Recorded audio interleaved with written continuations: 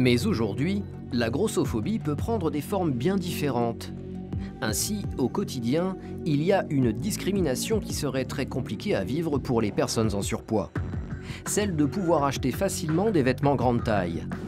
Il serait ainsi impossible de s'habiller comme tout le monde. Ça serait même un vrai parcours du combattant. Pour faire ce constat, direction Lyon.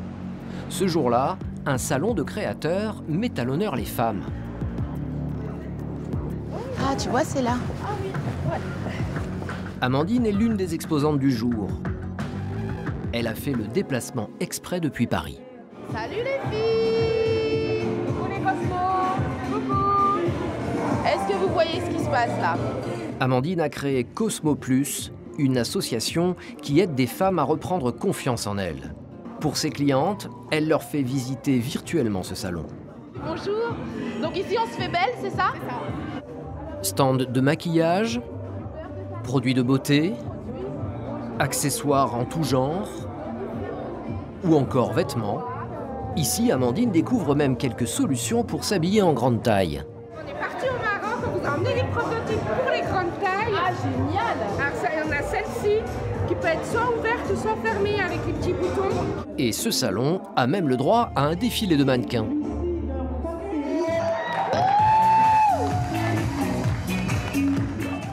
Pour la première fois, des modèles de toutes les morphologies défilent ensemble.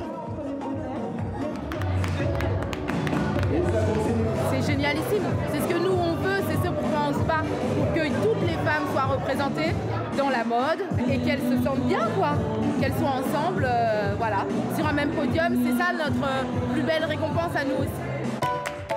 Il faut dire que trouver des vêtements grande taille est une problématique qui revient sans cesse, même ici.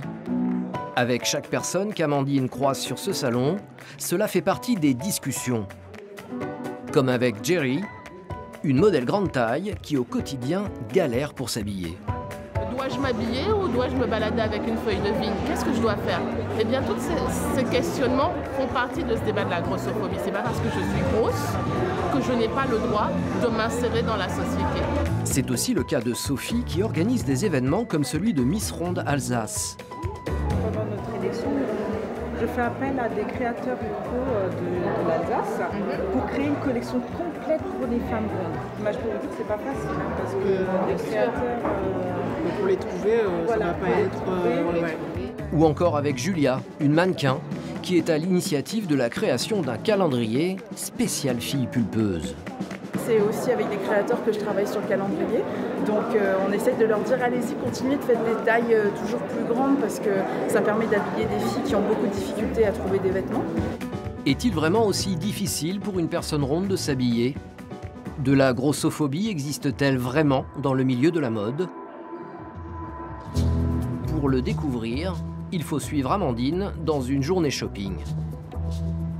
À Paris, elle se rend dans une rue commerçante où se trouvent plusieurs grandes enseignes de vêtements. De la fast fashion à prix raisonnable, mais va-t-elle trouver son bonheur? Nous la suivons en caméra discrète.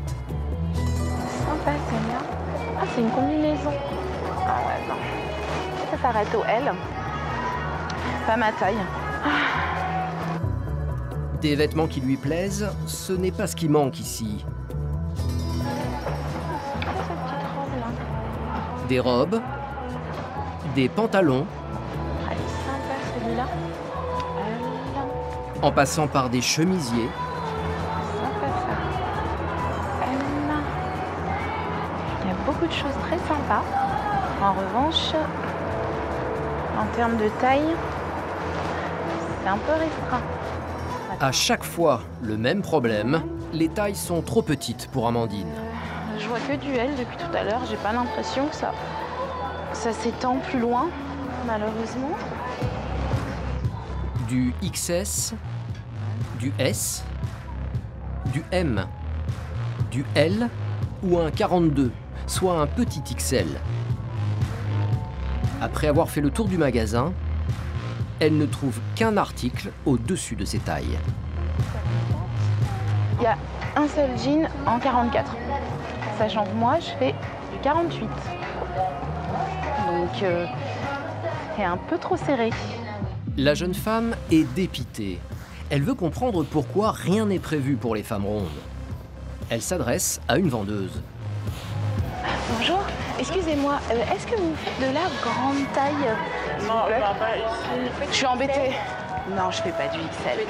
Je suis, ah oui, je suis facilement double, voire triple XL. Le mieux, c'est de commander sur Internet. Alors ça veut dire que je peux pas essayer, enfin, il y a tellement de belles choses. Bah franchement, je vous avoue, j'en ai un peu assez de commander parce que du coup on peut pas essayer. Et vu que chaque corps est différent, moi je suis plus épaisse et je sais que voilà, je vais avoir plus de bras, un peu plus de ventre et j'aimerais bien essayer en magasin quoi. Cette enseigne commercialise donc une collection grande taille. Mais pour la découvrir, il faut aller sur son site internet. Toute une section lui est consacrée. Des tailles jusqu'au 54 pour les femmes qui ont des courbes. Et les modèles sont très nombreux. Du côté des hommes, le constat est un peu meilleur. On peut voir que plusieurs modèles se trouvent en boutique jusqu'au 48. C'est donc du côté des femmes qu'essayer une tenue est plus compliqué. La vendeuse du magasin donne même une explication à Amandine. Et c'est pas le plus rentable, donc c'est rare que ce soit en boutique. Ah bon? Du coup, ouais. Bon, c'est vrai que c'est bien dommage. Franchement, c'est pas la première. À chaque fois, on cherche des détails, etc. Ouais. Pas rentable? Est-ce vraiment la bonne raison? Amandine a un doute. J'ai trouvé ça surprenant, sachant que près de 40% des femmes font une taille 44 et plus dans l'Hexagone, en Outre-mer, enfin bon. Effectivement, une étude de l'Institut français du textile et de l'habillement estime qu'en France, 40% des femmes font une taille 44 et plus. La clientèle pour des grandes tailles existe donc. Alors, la fast fashion serait-elle grossophobe? Par exemple, quand on regarde toutes les boutiques de cette marque en région parisienne et qu'on cherche où trouver la collection grande taille, un seul magasin existe en banlieue, à plusieurs kilomètres de la capitale. Et au niveau national, seulement 4 boutiques contiennent cette collection sur plus de 200 magasins de l'enseigne. Amandine, elle, ne désespère pas de trouver des vêtements à sa taille dans ce quartier branché. Elle enchaîne alors avec une deuxième boutique d'une grande enseigne. C'est pas mal ça. Mais le constat est encore le même. Cette fois-ci, la vendeuse a une autre explication. Alors, on va jusqu'au 44. D'accord. C'est pas de la discrimination, c'est juste au niveau du stockage du magasin. La superficie du magasin, on ne peut pas prendre toutes les tailles. Donc, il y a des tailles qu'on dira des tailles d'extrême qu'on mettra en commande, mais qui existent. D'accord. Des problèmes de stockage selon cette dame. Quoi qu'il en soit, le résultat est le même. Amandine ne peut pas s'habiller dans ce magasin. Ni dans le suivant d'ailleurs. Sans parler de s'acheter une paire de chaussures, car c'est aussi une difficulté pour une personne forte. Pour que le pied puisse rentrer dedans, il faudrait qu'il y ait la bonne largeur. Or, on va difficilement trouver ça en magasin standard. C'est pareil. Elles sont originales, celles-là. En fait, il y a des modèles qui vont me plaire, que je ne vais pas pouvoir acheter, que je vais essayer, mais ça ne rentrera pas ou ça ne fermera pas au niveau de la fermeture éclair. Au final, la discrimination est bien réelle au quotidien. Et elle a aussi une conséquence financière. Il faut aller directement dans des magasins spécialisés, parfois pour trouver ce qu'on veut. Et qui dit magasin spécialisé dit qu'il y a un coût quand même un peu plus élevé, quoi. Aucune des 4 grandes enseignes qu'elle a visitées aujourd'hui ne propose des vêtements à sa taille en magasin. Ouais, on est sur un petit XL. Ça risque de mouler malheureusement. Visiblement, les personnes corpulentes ne sont pas les bienvenues dans la plupart de ces boutiques de mode. Amandine estime que cette situation n'est pas juste et même contre-productive. Il faut faudrait que ça change parce qu'il y a vraiment un marché, il y a des clientes potentielles qui ont envie d'acheter, qui ont le budget pour acheter et nous on repart frustrés d'une séance de shopping quoi. Donc là, je suis déçue. Cette difficulté pour s'habiller n'est pas du tout anecdotique, car cela peut avoir des répercussions graves dans sa vie sociale. Amandine en est bien consciente, car avec son association, elle coache plusieurs femmes qui n'arrivent pas à s'habiller facilement pour des situations importantes, notamment des entretiens d'embauche. On a besoin d'un vêtement bien particulier, de bien présenté, donc on va dire une veste de tailleur avec un pantalon ou une jupe. Ça représente une véritable difficulté. On n'a pas la tenue vestimentaire adéquate, ça vient appuyer l'idée qu'on n'est pas une personne présentable et qu'on n'est pas en conformité avec ce qu'attend l'entreprise de nous. Ne pas pouvoir bien s'habiller pour le travail ou pour un événement important, une forme d'handicap qui crée de l'exclusion. On se sent rejeté par la société et c'est une véritable difficulté qui vient s'ajouter aux autres existantes. Ça vient un petit peu enfoncer le clou, enfin un petit peu même, encore plus enfoncer le clou. Donc on devrait à minima au moins pouvoir se vêtir. Pour éviter cette grossophobie, certaines se sont lancées dans une alternative façon système D. À Paris, Allegro Fortissimo planifie chaque année un petit événement. 48 kakis, ça arrive, madame. On est sur du 48 noirs. Maude fait partie de cette association qui se définit comme un soutien aux personnes corpulentes. Ah, ça tient chaud. Ah, vous êtes mignonne, regarde. Je sais pas. J'hésite. Avec ses copines, elles organisent et profitent aussi de ce vide-dressing un peu spécial.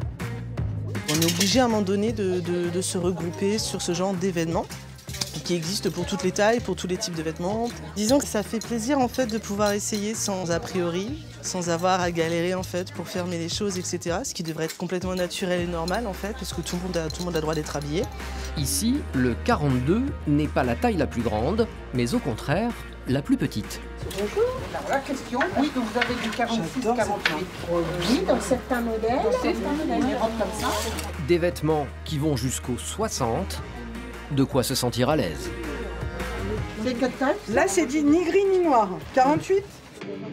En tout, une quinzaine de personnes se sont inscrites pour revendre leurs vêtements à petit prix. Comme Géraldine, une professeure de cuisine. Tu vois, elle resserre bien avec un lassage très sympa, mais du coup, vu qu'elle est trop grande, moi, ça rend rien. Tu l'as jamais mise celle-ci, Géraldine? Non, bah tu vois, il y a l'étiquette. Et Géraldine profite de l'occasion pour se refaire son stock de vêtements. Ouais, monsieur, elle est très belle. Ouais, elle est très sympa. Elle a flashé sur cette robe couleur moutarde. Il y a toujours des trucs super sympas, donc là, je la prends. J'essaye, si ça va, je prends. Ça, c'est à la maison. Je suis acheteuse compulsive. Non, mais je pense qu'on a eu tellement de mal pendant longtemps à se trouver des vêtements que du coup, maintenant, forcément, on achète en quantité. Ce jour-là, elles sont près d'une centaine à avoir pu profiter de cette oasis de bienveillance.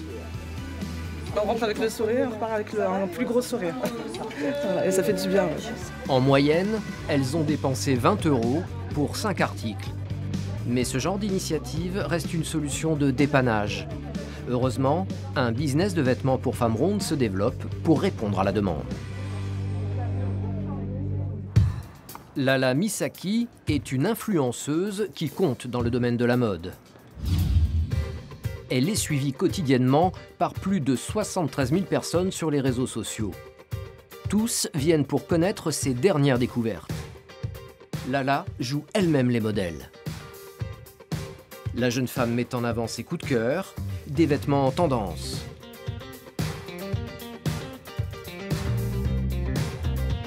Alors, il y a un an, une grande marque de vêtements, Gémeaux, est venue la chercher pour qu'elle crée une collection grande taille. Salut! Salut! Ça va? Voici à quoi ressemblent ses créations. Manteau, jupe, Accessoires, une vingtaine de pièces différentes pour cette collection hiver, vendues à des prix raisonnables. Et elles sont même mises en avant dans les magasins de la marque, à côté d'autres vêtements grande taille. Ce jour-là, elle prépare déjà avec l'équipe de l'enseigne la collection pour l'hiver prochain. Lala s'appuie sur sa communauté pour concevoir des habits dans l'air du temps. Tu sais quoi? Moi j'ai eu des retours. Et les retours ils ont été hyper étonnants. C'est qu'elles ont trouvé que ce n'était pas assez transparent. Ah ouais? Et ben voilà, je vous l'avais dit. Ouais. Elles auraient aimé qu'on voit beaucoup plus en dessous. Elle va être contente cette fois-ci alors. Ouais. C'est pour ça que je l'ai retravaillé. C'est pour ça que j'en ai travaillé un vraiment très transparent. L'enseigne propose généralement des vêtements plutôt classiques. C'est pour dépoussiérer ses habitudes qu'elle a approché Lala. Notre collection, elle est mode, mais elle n'est pas aussi pointue que ce qu'on fait avec Lala. Donc ça permet à cette clientèle grande taille de pouvoir s'habiller mode, de s'habiller plus jeune. Et c'est tout ça qu'on veut offrir à la cliente. L'influenceuse est très sensible aux matières sélectionnées pour s'adapter au mieux aux morphologies grande taille. Pour une robe, elle a choisi ce coton élastique. Il est légèrement gainant. Il ne marque ni la cellulite, ni toutes ces choses-là. Et il est confortable, c'est-à-dire qu'elle se sent à la fois stylée et en même temps, comme on dit, elle ne meurt pas pour le style, quoi. C'est-à-dire qu'il y a un certain confort, une légèreté de mouvement. On part sur cette qualité. On part sur cette matière et pour les couleurs, on va valider. Et voilà. Lala doit aussi se décider pour un sweatshirt. J'adore avec le détail. Ça, c'est beau, hein. Du coup, je me dis que ça peut être cool, ça. Ouais, moi, j'aime bien cette matière-là. Chaque personne en surpoids est unique. Alors, pour sa collection, Lala a trouvé des astuces. On y a inséré des élastiques, comme pour les pantalons pour enfants, qui font que vous fassiez un 46 avec des fesses, 46 sans fesses, avec du ventre, pas de ventre, des hanches, pas de hanches. Et bien en fait, le pantalon, il peut s'adapter à chacune de vos morphologies. Et voilà, c'est des petits détails, des pinces dans le dos. Dès qu'on peut mettre des élastiques un peu invisibles, on va les rajouter parce que, en fonction qu'on ait plus ou moins de poitrine. Et c'est vrai qu'on n'a pas forcément pensé qu'à un seul type de femme ronde. Jusque-là, les ventes ont été très bonnes. La marque compte sortir 2 collections de Lala par an. C'est un début pour que le plus grand nombre ait enfin accès facilement à des vêtements grande taille à la mode.